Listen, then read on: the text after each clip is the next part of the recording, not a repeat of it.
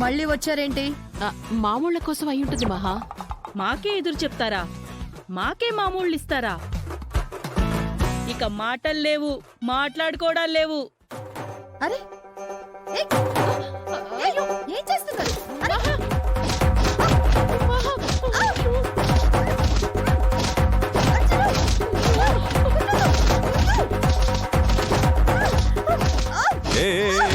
చాలు చాలు చాలు, ఆపండి ఆపండి.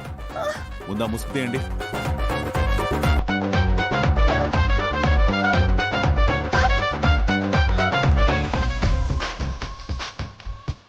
మేడం మీరా?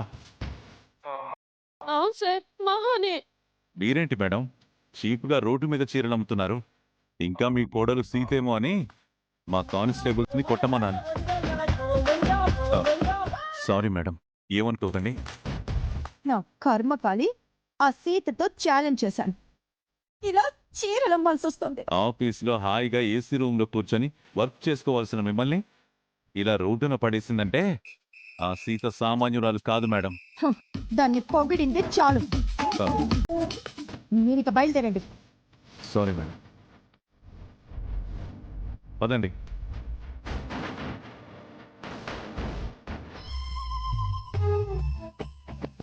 ఏంటి మహా ఇలా జరిగింది? వాళ్ళు నన్ను కొడుతుంటే ఆపకుండా నువ్వేం చేస్తున్నావు? వ్యాన్ వెనకాల దాక్కున్నాను మహా. అంటే నన్ను కూడా కొడతారేమోనని భయం వేసి, అందుకని. చీరల పోనీ జరగలేదు కానీ పోలీసులతో కోటింగ్ మాత్రం బాగా జరిగింది. ఎక్స్క్యూజ్ మీ, ఏమండి? ఇటు రండి. రండి ఒకసారి. శారీస్ కావాలా? అవసరం లేదు.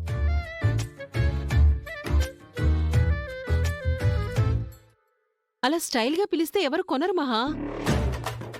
రెండమ్మా రండి, నాణ్యమైన చీరలు సరసమైన ధరలకి, ఆలసించిన ఆశాభంగం, త్వరపడండి అని సీతలా పిలవాలి. అప్పుడే కొంటారు మహా. చిచి, ఆ దరిద్రపు గుట్టు లాంగ్వేజ్ నాకు రాదు. నా స్టైల్లోనే పిలుస్తాను. ఎవరో వస్తున్నారు మహా. ఎక్స్క్యూజ్ మీ, ఒకసారి ఇలా రండి. ఏంటి? శారీస్ తీసుకోండి. మీకెలా కనిపిస్తున్నా? నేను ఫుట్పాత్ మీద చీరలు కొనేదాల్లా కనిపిస్తున్నానా? నా రేంజ్ ఇది కాదు.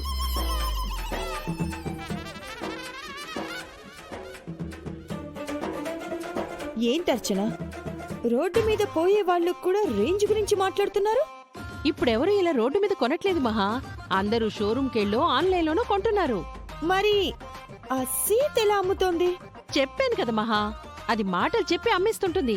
మనం గెలవాలంటే దానిలాగా మాటలు చెప్పి అమ్మాల్సిందే.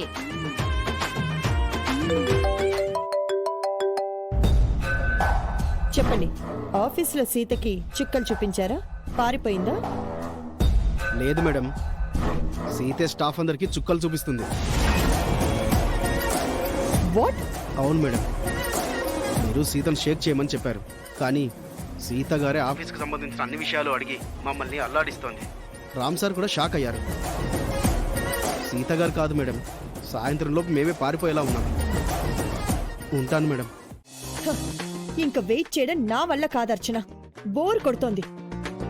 శారీస్ అన్ని ప్యాక్ చేసి వ్యాన్లో పెట్టే, ఇంటికి వెళ్ళిపోదాం. ఏ మొహం పెట్టుకుని ఇంటికి వెళ్తాం మహా? ఇప్పటి వరకు మనం కనీసం ఒక్క చీరైనా అమ్మలేదు. కస్టమర్స్ ఎవరు రాలేదు, వచ్చిన చీరలు కొనలేదు. అది మన తప్ప? ఇక్కడికొచ్చే ముందు చీరలమ్మటం చాలా ఈజీ అని ఇంట్లో బిల్డప్ ఇచ్చొచ్చాం మహా. ఒక్క రూపాయి కూడా సంపాదించకుండా ఇప్పుడు ఉట్టి చేతులతో ఇంటికి వెళ్తే అందరికీ ఏం సమాధానం చెప్తాం? పైగా ఆ సీత ఆఫీస్ని ఒక ఊపు ఊపేసిందని మేనేజర్ ఫోన్ చేసి చెప్పాడు. ఈ రోజు అది ఇంట్లో హైలైట్ అయిపోతుంది మహా. నీకు చీరలమ్మటం రాదు అని అందరికీ అర్థమైపోతుంది. నువ్వు చులకనైపోతావు మహా. ఇల్లలగ్గానే పండగ కాదర్చన. ఒకరోజు ఆ సీత ఆఫీసులో ఏదేదో చేసేసిందని, మనం ఇక్కడ ఒక చీర కూడా అమ్మలేకపోయామని, అప్పుడే అది గెలిచినట్టు మనం ఓడిపోయినట్టు అనుకోవద్దు. రోజు ఇదే జరిగితే చివరికి అదే గెలుస్తుంది మహా. ఈ మహాని మరీ అంత తక్కువ అంచనా వెయ్యొద్దు. నేను ఒక ఛాలెంజ్ చేశానంటే అందులో చాలా ఉంటాయి. చివరికి గెలిచేది నేనే. సరే, ఇంతకీ ఈ రోజు ఇంట్లో ఏం చెప్తావు? అందరు నేను ఎగతాళి చేస్తారు కదా. లేదు, ఈరోజు అందరూ నా గురించి గొప్పగా మాట్లాడుకునేటట్టు చేస్తాను. నేను ఇంట్లో ఇచ్చే జలక్కి అందరూ షాక్ అయిపోయి నన్ను పొగడ్తలతో ముంచేస్తారు. అంతగా ఏం చేయబోతున్నావు మహా? ఇంటికి వెళ్ళాక నువ్వే చూస్తావుగా. త్వరగా ప్యాక్ చేసి వ్యాన్లో పెట్టు, వెళ్దాం. చీరలు అమ్మడానికి వెళ్ళిన మహావాళ్ళు ఎన్ని చీరలు అమ్మారో. నాకు తెలిసి ఒక్క చీర కూడా అమ్ముడుపోయి ఉండదు బావా.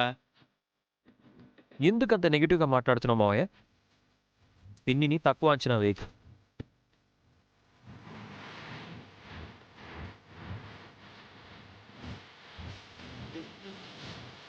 అదిగో వదిన అర్చన వచ్చేస్తున్నారు.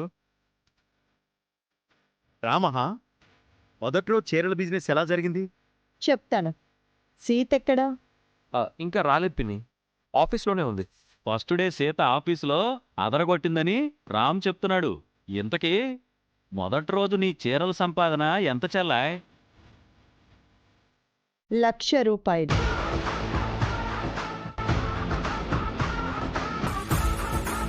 ఏంటి వదిన, ఫస్ట్ డే 1,00,000 రూపాయలు సరుకు అమ్మేశారా?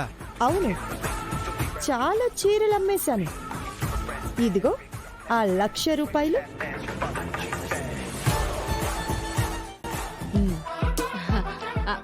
అవును, మహా చీరలు అమ్ముతుంటే అందరూ ఎగబడి కొన్నారు.